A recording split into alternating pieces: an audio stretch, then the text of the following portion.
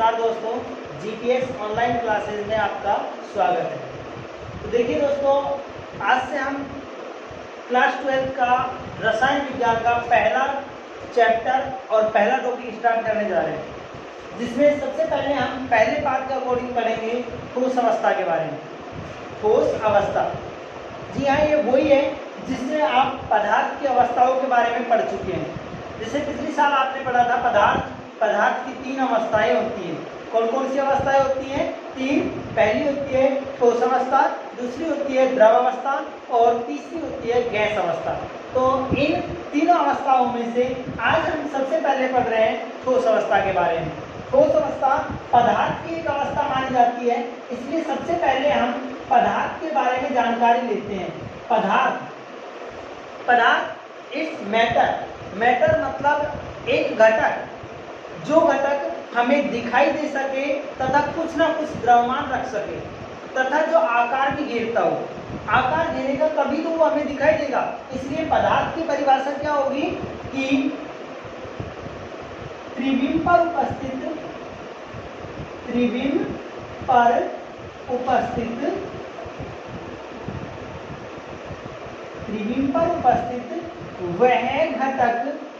वह घटक जो कोई स्थान घेरता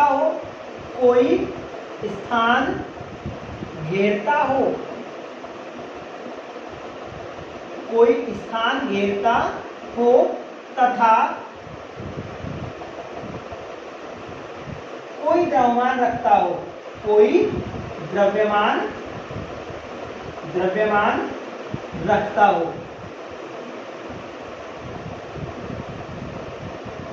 क्या कहलाता है वो? पदार्थ कहलाता है। क्या कहलाता है? पदार्थ कहलाता है। अब इसमें पदार्थ वो सभी चीजें आ जाएंगी जिनके एग्जाम्पल हम लिख रहे हैं। देखिए, पहला जैसे पत्थर है, लकड़ी है, जल है, मिट्टी है, कोई भी रसायन है जैसे CaCO3 है, CaCl2 है, ZnCl2 है, नायलॉन है, बहुलक है, प्लास्टिक आदि, ये सभी किसमें आते हैं? पदार्थ में। अब हम इन पदार्थ जो है, इन सभी पदार्थ है, इसके बारे में हम जानकारी लेते हैं कि पदार्थ है क्या। पदार्थ त्रिविम पर उपस्थित वह घटक है जो क्या करता है? स्थान घेरता है तथा क्या रखता है? द्रव्यमान रखता है। अब ये द्रव्यमान रखता हो और स्थान घेरता हो, उसे हम पदार्थ कहते हैं। इसी आधार पर कि पदार्थ जो है उनके वर्गीकरण जब हम करते हैं तो पदार्थ का वर्गीकरण पदार्थ के प्रकारों में आता है। इसमें आता है पदार्थ के प्रकार। देखिए, पदार्थ के प्रकार कितने प्रकार होते हैं? पदार्थ के 3। पदार्थ के कितने प्रकार होते हैं? 3। देखिए, पहला होता है ठोस अवस्था। ठोस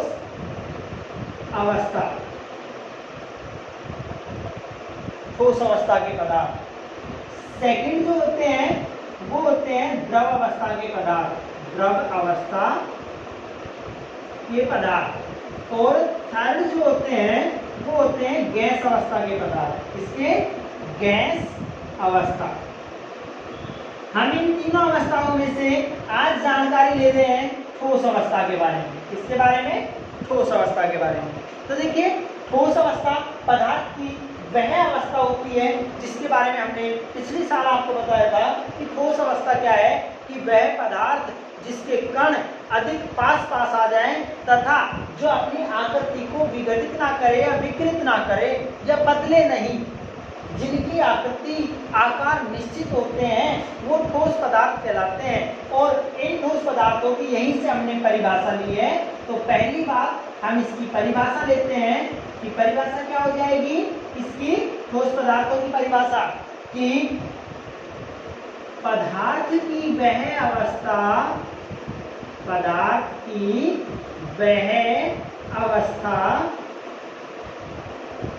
अवस्था जिसमें अवयवी कण त्रिविम पर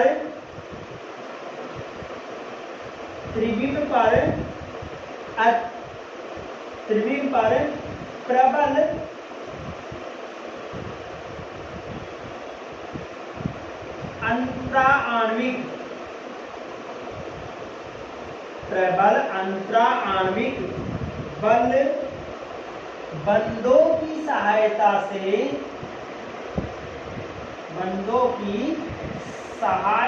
से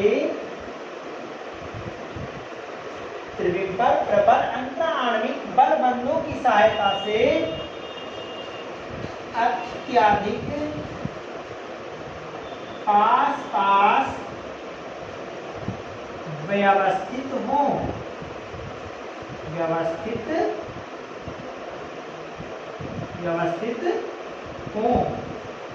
क्या कहलाते हैं?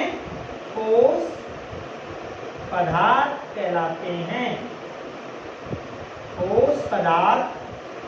कहलाते हैं।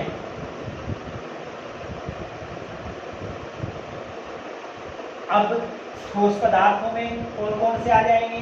देखिए एग्जांपल, आपने जैसे लकड़ी है, लाइमस्टोन चूना पत्थर है, जिंक क्लोराइड है, एजी है, अर्जेंटम, Cu है, कॉपर, इसके बाद CaCl2, कैल्शियम क्लोराइड आदि सभी किसमें आते हैं? ठोस पदार्थों में आते हैं। बर्फ भी आती है इसी में। तो इस तरीके से हमने ठोस अवस्था के बारे में जानकारी ली है। ठोस अवस्था क्या कहलाती है?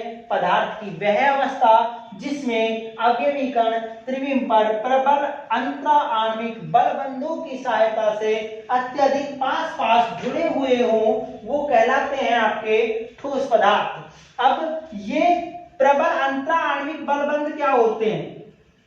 ये प्रबल अंतराण्विक बलबंध ये होते हैं, देखिए इन सभी को प्रबल अंतराण्विक बल कहते हैं। जैसे आयनिक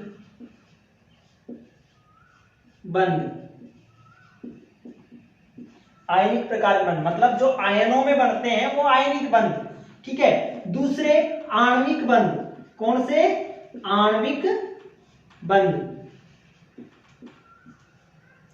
तीसरे धात्विक बंध,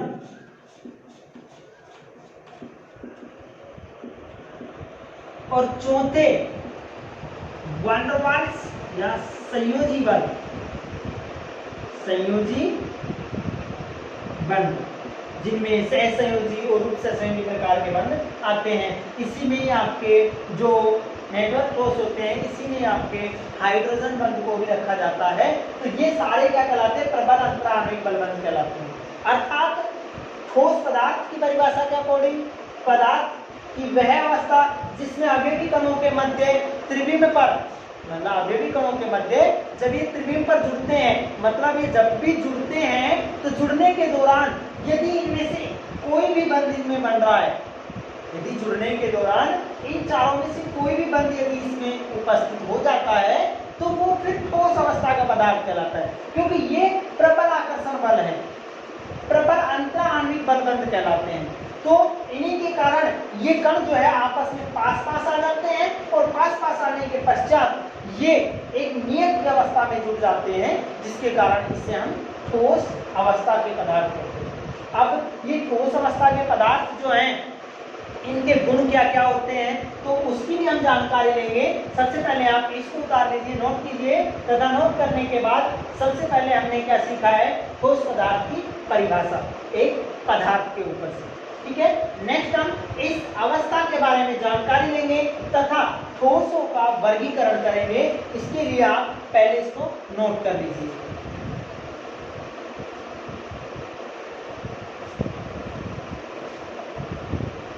ठीक है दोस्तों, नोट करने के बाद हम आगे चलते हैं और इसमें जो ठोस अवस्था है उस ठोस अवस्था के प्रकारों के बारे में जानकारी लेते हैं कि ठोस अवस्था के प्रकार जो हैं वो क्या क्या है और इनके बारे में हमें क्या देखना है, क्या जानना है। ठीक है, तो ठोसों के प्रकारों के बारे में पढ़ते हैं। अब ठोस के प्रकार कौन कौन से होते हैं उसके बारे में हमें जानकारी लेनी है। तो सबसे पहले हम टॉपिक डालते हैं इसमें, ठोसों के प्रकार। ठोसों के प्रकार। अब ठोस जो है वो प्रकार दो प्रकार के रखते हैं। देखिए, पहला प्रकार तो इसका होता है क्रिस्टलीय ठोस। नाम सुना होगा आपने, क्रिस्टलीय ठोस, जिसे आप क्रिस्टल कहते हो, क्रिस्टलीय ठोस। और दूसरा आपका होता है अक्रिस्टलीय ठोस। कौन सा होता है? अक्रिस्टलीय ठोस। अब इन दोनों के बारे में तो हम जानकारी ले लेंगे, उससे पहले हम इन ठोसों के बारे में, गुणों के बारे में जानकारी लेनी है। क्योंकि जब तक हम ठोसों के गुणों के बारे में नहीं जानेंगे, इनकी परिभाषाओं को हम नहीं समझ सकते। इसीलिए मैं यहाँ पर इस टॉपिक में से पहला टॉपिक निकाल के देता हूँ आपको, और वो टॉपिक होगा आपका कि ठोसों के गुण क्या हैं। तो हम यहाँ पर लिख रहे हैं ठोसों के गुण। देखिए, ठोसों के गुण क्या है। तो ठोसों के गुण, पहला गुण कि भाई ठोस होते क्या है, कि ठोसों के कण, इनके कण अत्यधिक पास होते हैं। कैसे होते हैं? पास होते हैं। पहला गुण सही है। पास क्यों होते हैं, उस क्यों के रीजन का भी हम गुण बना देते हैं। इनमें प्रबल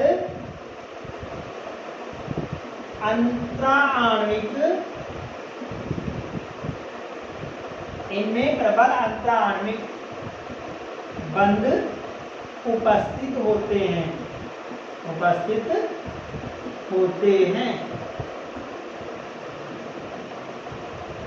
ठीक है, नेक्स्ट, अब जब इनमें प्रबल अंतराण्विक बंध उपस्थित होते हैं तो ये कैसे हो जाते हैं? कठोर। ये कठोर होते हैं,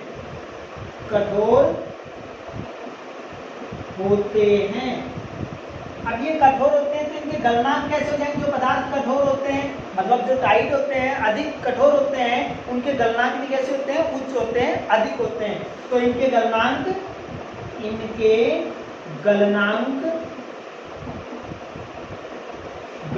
मतलब गलन बिंदु, इनके गलनांक उच्च होते हैं।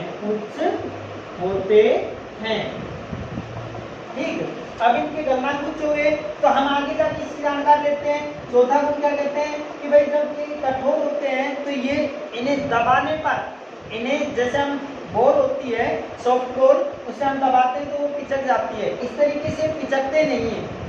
ठीक है, पिचकते नहीं है। इस गुण को हम कहते हैं असंपीड्यता। क्या कहते हैं? असंपीड्यता। तो ये असंपीड्य होते हैं, ये असंपीड्य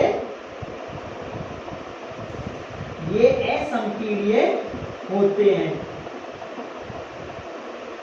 ठीक है, ये असंपीड्य होते हैं। अब असंपीड्य होने के कारण हम कह सकते हैं कि इनके आकार भी नियत होते हैं, क्योंकि जब इन्हें दबाते हैं तो ये दबते नहीं है, तो इसका अर्थ है कि इनका जो आकार है वो बदलेगा नहीं बदलेगा। तो ये कैसे हो जाएंगे? इनके आकार नियत हो जाएंगे। इनका आकार व द्रव्यमान। देखो, ठोसों का हम आयतन नहीं लेते हैं, क्या लेते हैं? द्रव्यमान लेते हैं। जबकि द्रवों का मतलब जो लिक्विड होते हैं उनका हम द्रव्यमान में पढ़कर क्या पढ़ते हैं? आयतन। इसलिए इनका आकार व द्रव्यमान नियत होता है। कैसा होता है? नियत होता है। तो ये इनके सामान्य से गुण हैं। अब ये देखिए, इन गुणों के आधार पर हम इनका वर्गीकरण कर लेंगे आसानी से। देखिए कैसे। सबसे पहले ठोसों के प्रकार हम जान रहे हैं। ठोसों के प्रकारों में हम जान रहे हैं कि ठोस हमारे दो प्रकार के कौन कौन से हैं? पहला क्रिस्टलीय ठोस होता है, दूसरा अक्रिस्टलीय ठोस होता है। अब ये क्रिस्टलीय और अक्रिस्टलीय ठोस जो है, इनके हम वर्गीकरण जब करते हैं, इनकी हम जब परिभाषा जानते हैं, इनके बारे में हम जानते हैं, क्योंकि अभी तक ये नया है हमारे लिए। अभी तक हमने केवल ठोस अवस्था के बारे में पढ़ा था, ठोस अवस्था के प्रकारों के बारे में नहीं पढ़ा था। तो जब हम इनके बारे में जानेंगे तो हमारे पास कोई ना कोई इनका एक हिंट होना चाहिए, समझने के लिए कोई टॉपिक होना चाहिए, तो हम इनको समझते हैं। तो उसके लिए हमें सबसे पहले जो ठोसों का प्रकारों का वर्गीकरण करते हैं ना, तो उसके लिए हमें गुणों की आवश्यकता पड़ती है। इसकी आवश्यकता पड़ती है गुणों की, तो वो गुण ठोसों के गुण कहलाते हैं। अब इन ठोसों के गुणों में मतलब ठोसों का गुण मतलब व्यवहार क्या है, कैसे व्यवहार दर्शाते हैं, ये कहलाता है ठोसों का गुण। तो देखिए ठोसों का गुण मतलब इनके कण अत्यधिक पास पास होते हैं। आपको पता है कि ठोस जो है वो सॉलिड होने के कारण इनके जो कण हैं वो जब जुड़ते हैं तो बिल्कुल सटे हुए जुड़ते हैं, एक दूसरे के पास पास जुड़ते हैं, इसीलिए इनके कण अत्यधिक कैसे हो जाते हैं, पास पास। क्यों होते हैं पास पास, उसका रीजन ये लिख दिया। क्या रीजन है, इनमें प्रबल अंतराण्विक बल बंध उपस्थित होता है। इनमें प्रबल अंतराण्विक बल बंध उपस्थित होने के कारण ये अत्यधिक पास पास हो जाते हैं। अब मैंने आपको इससे पहले थोड़ा सा बताया है कि इनमें प्रबल अंतराण्विक बल बंध होते हैं। प्रबल अंतराण्विक बल बंध कौन से होते हैं, वही 4 प्रकार के, जैसे या तो पदार्थ में आयनिक बंध होगा तो उसे भी प्रबल अंतराण्विक बंध कहा जाएगा, यदि सहसंयोजी बंध होगा तो भी प्रबल अंतराण्विक होगा, आणविक होगा तो भी, और धात्विक प्रकार का यदि बंध होगा तो भी उसे हम अंतराण्विक बंध ही कहेंगे। अब इनमें जब प्रबल अंतराण्विक बल बंध है और पास पास सटे हुए हैं तो ये कैसे हो जाएंगे, कठोर हो जाएंगे। मतलब ये दबाने पर दबते नहीं है, इसलिए इन्हें क्या कहते हैं, कठोर होते हैं। अब ये कठोर होते हैं इसलिए कठोर जो पदार्थ होते हैं उनके गलनांक मतलब जब उन्हें ताप देते हैं, जब उन्हें जलाते हैं, पिघलाते हैं तो वो बहुत उच्च ताप पर पिघलने लगते हैं, इसलिए इनके गलनांकों को हम क्या पढ़ते हैं, उच्च कहते हैं। ठीक है, अब ये गलनांक उच्च रखते हैं और कठोर होते हैं, इसलिए इनको हम असंपीड्य मतलब दबने वाले नहीं, असंपीड्यता का अर्थ होता है जो दबते नहीं है, मतलब पिचकते नहीं है, वो कहलाते हैं असंपीड्य। तो ये कैसे होते हैं, असंपीड्य। इनका आकार व द्रव्यमान नियत रहता है। आकार व द्रव्यमान, आकार क्योंकि इनके काम जो है निश्चित व्यवस्थित है, पास पास हैं, इसलिए आकार कैसा हो गया, नियत हो गया। और द्रव्यमान मतलब इनका भार कभी भी बदलता नहीं है। जो यूनिटी मास है मतलब यूनिट का भार है, यूनिट का जो वेट है, उसी के आधार पर इनका जो द्रव्यमान है वो उभर के आता है। तो ये हमारे ठोसों के गुण हो जाते हैं। इन ठोसों के गुणों के आधार पर हम आगे इन दोनों का वर्गीकरण करते हैं, ठोसों के प्रकारों का। तो जब से हम इन गुणों को सीख लेते हैं उसके बाद हम कृष्णीय ठोस और अकृष्णीय ठोस की परिभाषा पे आते हैं। तो देखिए कृष्णीय ठोस की परिभाषा किस तरीके से हमें जाननी है। इसके लिए सबसे पहले हम कृष्णीय ठोस के बारे में जानते हैं। कृष्णीय ठोस, सीधी सी बात हो जाएगी इसमें कि कृष्णीय ठोस की परिभाषा हम इन गुणों के आधार पर ही लेंगे। देखिए एक कृष्णीय ठोस, कृष्णीय ठोस, अब ये जो कृष्णीय ठोस है ये गुणों के आधार पर देखिए कैसे कि वे पदार्थ या वे ठोस पदार्थ जिनके अवयवी कण त्रिविम पर नियत रूप से व्यवस्थित हों। अर्थात परिभाषा सुनिए, परिभाषा क्या हो जाएगी, वे ठोस पदार्थ जिनके अवयवी कण, नोट करना है इसको, अवयवी कण के बारे में बताऊंगा। अवयवी कण, जिनके अवयवी कण त्रिविम पर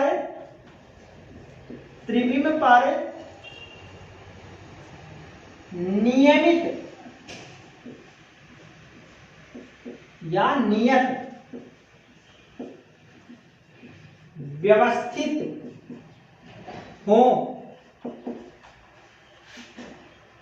कृष्णीय ठोस कहलाते हैं।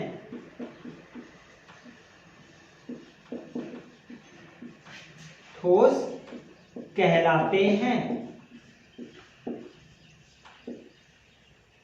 कृष्णीय ठोस कहलाते हैं। कौन से, वे ठोस पदार्थ जिनके अवयवी कण त्रिविम पर नियत या नियमित रूप से व्यवस्थित हों क्रिस्टलीय ठोस कहलाते हैं। अब देखिए इसके बारे में भी हम बताएंगे नियमित और नियत व्यवस्था क्या होती है, और इसके बारे में मैं बता रहा हूं। तो नोट डालकर अवयवीकरण, नोट, ये अवयवीकरण क्या है, अवयवीकरण।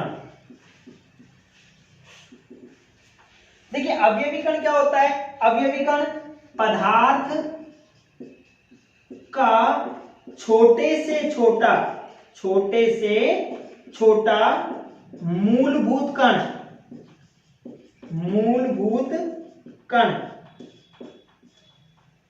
क्या कहलाता है, अवयवी कण कहलाता है। मूलभूत कण अवयवी कण कहलाता है। जैसे आसान सी भाषा में कि एक पदार्थ है, पदार्थ में जो आयन होगा या कण होगा, अणु होगा या परमाणु होगा,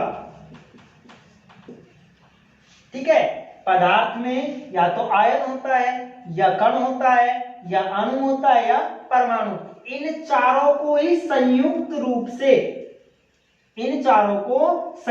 से कुल मिलाकर क्या कहते हैं, अवयवी कण कहते हैं, अवयवी कण। ठीक है, अब देखो अवयवी कण की एक और एग्जांपल मैं आपको देता हूं।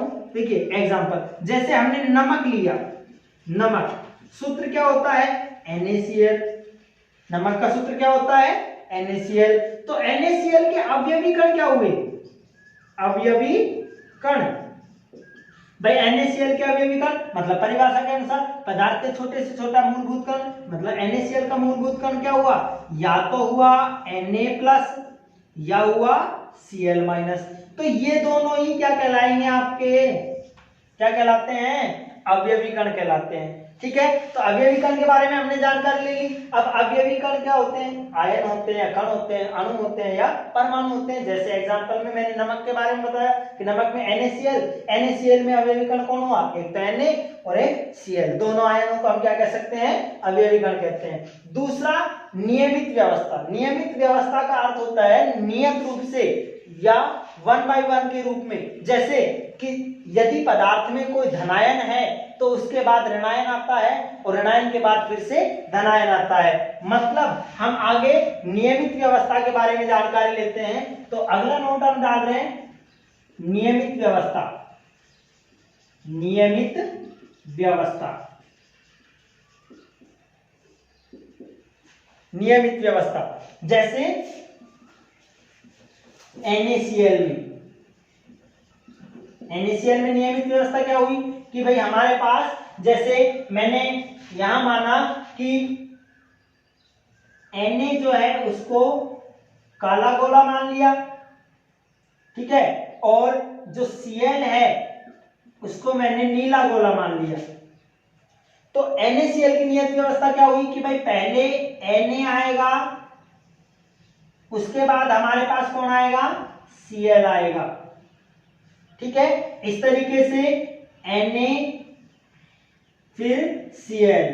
तो ये जो व्यवस्था है ना, इसे नियत व्यवस्था कहते हैं कि 1 by 1 पर्टिकुलर तरीके से एक धनायन के बाद दूसरे के बाद ऋणायन आता है, ऋणायन के बाद धनायन आता है, वो व्यवस्था आपकी क्या कहला जाती है, नियत व्यवस्था के नाम से इसे जाना जाता है। इस व्यवस्था को कि भाई धनायन आया मतलब Na धनायन है, धनायन के बाद क्या आया, नीला गोला Cl का है। तो ये जो व्यवस्था है पर्टिकुलर, इसे हम नियमित व्यवस्था या नियत व्यवस्था के नाम से जानते हैं। तो ये व्यवस्थाओं के आधार पर हम कह सकते हैं क्रिस्टलीय ठोस की परिभाषा क्या हुई कि वे ठोस पदार्थ जिनके अवयवी कण मतलब आयन त्रिविम पर नियत मतलब धनायन के बाद ऋणायन व्यवस्था में नियत व्यवस्थित हो जाए, वो कहलाता है आपका क्रिस्टलीय ठोस।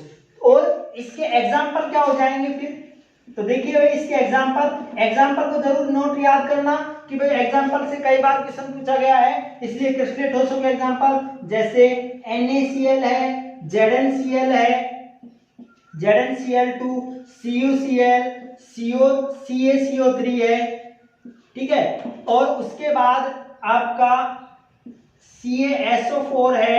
ये सारे के सारे किसमें आते हैं, सारे के सारे क्रस्टलीय ठोसों में आते हैं। ये एग्जाम्पल में पूछा जा सकता है कि क्रस्टलीय ठोसों के उदाहरण लिखिए, या फिर एग्जाम पेपर में ऐसे उदाहरण दे देता है और पूछता है कि इनमें से कौन कौन से क्रस्टलीय ठोस हैं या कौन कौन अक्रस्टलीय ठोस हैं। बहुत सारे एग्जाम्पल देने के बाद आपसे एग्जाम्पल को पृथक करवा लेता है, तो वो आप जरूर याद रखना क्रस्टलीय ठोसों में एग्जाम्पल को।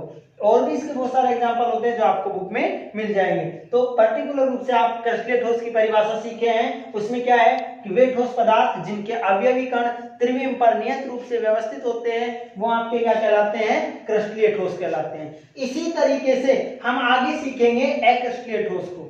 किसको सीखेंगे, अक्रस्टलीय ठोस को। तो इससे पहले आप इसको नोट कर लीजिए, उसके बाद हम अक्रस्टलीय ठोस के बारे में जानकारी लेंगे, ठीक है।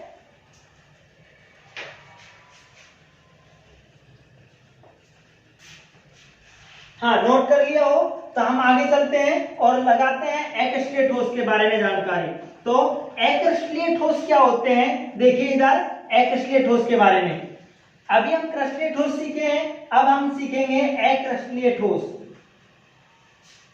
इसी के आधार पर हमें सीखना है अक्रस्टलीय ठोस।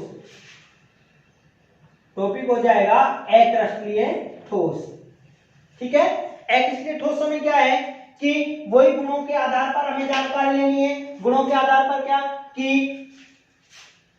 वे ठोस पदार्थ, एक ही शब्द चेंज करना है केवल अक्रस्टलीय में आपको। वे ठोस पदार्थ जिनके अवयवी कण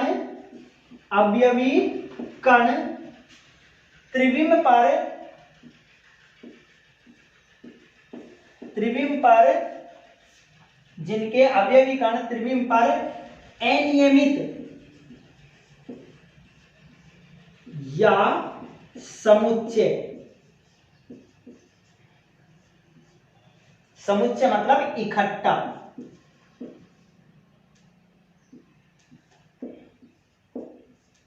समुच्चय मतलब इकट्ठा या एक साथ। समुच्चय अनियमित रूप से व्यवस्थित हो क्या कहलाते हैं, अक्रस्टलीय ठोस कहलाते हैं। अक्रस्टलीय ठोस कहलाते हैं। अब देखिए ये अक्रस्टलीय ठोस हो गया, मतलब उसमें हमने क्या सीखा था कि जो क्रस्टलीय ठोस है उनके अवयवी कण त्रिविम पर नियमित रूप से व्यवस्थित होते हैं, और यहाँ पर जो अवयवी कण हैं वो कैसे व्यवस्थित हो रहे हैं, अनियमित रूप से। अनियमित रूप का मतलब है समुच्चय, इकट्ठा हो जाना, मतलब जोड़े बन जाना। जैसे एग्जाम्पल कि भाई कोई पदार्थ है जैसे प्लास्टिक, हम पीवीसी नाम से जानते हैं इसे, पॉलीवाइनिल क्लोराइड। अब वाइनिल क्लोराइड के कण जो है वो इकट्ठे कैसे हो जाते हैं, देखिए वाइनिल क्लोराइड में जो CH2 डबल बॉन्ड CHCl ये वाइनिल क्लोराइड है, इसमें ये जो क्लोराइड के अणु है ऋणायन है वो गुच्छा बना लेते हैं। किस तरीके से, देखिए जैसे हमने वहां पर देखा था कि धनायन को हमने नीला गोला मान लिया और ऋणायन जो है उसको हमने ब्लैक गोला मान लिया। तो इसमें जो कण है वो किस तरीके से समुच्चय बना लेते हैं, देखिए इनकी व्यवस्था इनकी इस तरीके से हो जाती है। देखिए इस तरीके से ऋणायन एक साथ आ जाते हैं, बहुत सारे ऋणायन एक साथ इकट्ठा हो जाते हैं। फिर इसके बाद कहीं पर धनायन आकर जुड़ जाते हैं और इनकी व्यवस्था जो है नियत रूप से अनियमित हो जाती है। इस तरीके से ये गुच्छा बना लेते हैं, कहीं पर धनायन इकट्ठा हो जाते हैं, कहीं पर ऋणायन इकट्ठा हो जाते हैं। तो ये व्यवस्था जो है ना वो कहलाती है आपकी अनियमित व्यवस्था। हमने वहां देखा था कि नियमित रूप से व्यवस्थित हो रहे थे कण, कि धनायन के बाद ऋणायन आता है यहाँ पर कोई धनायन के बाद ऋणायन नहीं आता, या तो ऋणायन ऋणायन एक साथ हो जाते हैं या धनायन धनायन एक साथ हो जाते हैं। तो ये व्यवस्था आपकी अनियमित प्रकार की व्यवस्था कहलाती है। मैं इसको थोड़ा सा जूम करके आपको बताता हूं कि व्यवस्था किस तरीके की है। जैसे मैंने यहां इस गोले को ऋणायन माना है, ठीक है, तो इसके पास वाला गोला भी ऋणायन ही हो जाता है, ठीक है। या फिर ऋणायन के बाद कोई धनायन आ जाता है गलती से, तो वो उसके पास वाला गोले को भी वो क्या कर देता है, धनायन में ही बदल देता है। इसी तरीके से जैसे यहाँ पर ये धनायन है, तो जरूरी नहीं है यहाँ ऋणायन आए, ऋणायन आ भी सकता है, और ऋणायन आ गया तो फिर पास वाला भी क्या हो जाएगा, ऋणायन हो जाएगा, और उसके पास वाले सारे गोले को क्या कर देगा, वो ऋणायन। इस तरीके से आयनों का समुच्चय बन जाता है। आयनों का क्या बन जाता है, समुच्चय, मतलब ये इकट्ठा हो जाते हैं सारे आयन। इसे व्यवस्था को हम कहते हैं अनियमित व्यवस्था, ठीक है। तो ये अनियमित व्यवस्था जिसमें होती है वो कहलाता है आपका एकस्ट्रीय ठोस, और जिसमें नियमित व्यवस्था होती है, जैसे मैंने बताया था धनायन के बाद निश्चित रूप से ऋणायन ही आएगा, क्योंकि उसमें अंतराण्विक बंध आयनिक बनेगा, इसलिए आयनिक बंध बनने के कारण वहां तो विपरीत आयन आते हैं और यहाँ पर आयन क्या हो जाते हैं, एक साथ इकट्ठा हो जाते हैं। ये आयन इकट्ठा होने के कारण ये नरम ठोस में बदल जाते हैं, क्योंकि इनके पास आकर्षण नहीं रहता है, क्योंकि समान आयन कभी भी आकर्षण नहीं करता है, इसलिए इनके पास आकर्षण नहीं होने के कारण ये लचीले ठोस होते हैं। ठोस तो होते हैं लेकिन कैसे होते हैं, नरम प्रकार के ठोस होते हैं। तो हमने जो कृष्णीय व अकृष्णीय ठोसों के बारे में जानकारी ली है, उसके टॉपिक में आज इतना ही। अगले टॉपिक में मैं आपको इनके क्वेश्चनों के बारे में बताऊंगा। यदि हमारा चैनल आपको पसंद आया है तो आप इसको लाइक एंड सब्सक्राइब कीजिए, तथा कोई भी यदि आपको प्रॉब्लम आती है टॉपिक के अंदर, किसी भी प्रकार का आपके पास क्वेश्चन है, तो उसे कमेंट में जरूर बताएं, उसका आंसर हम अगले वीडियो में जरूर डालेंगे। आगे मैं आपसे रिक्वेस्ट करता हूं कि चैनल को सब्सक्राइब करें तथा लाइक जरूर करें तथा अधिक से अधिक इसको शेयर करें। धन्यवाद।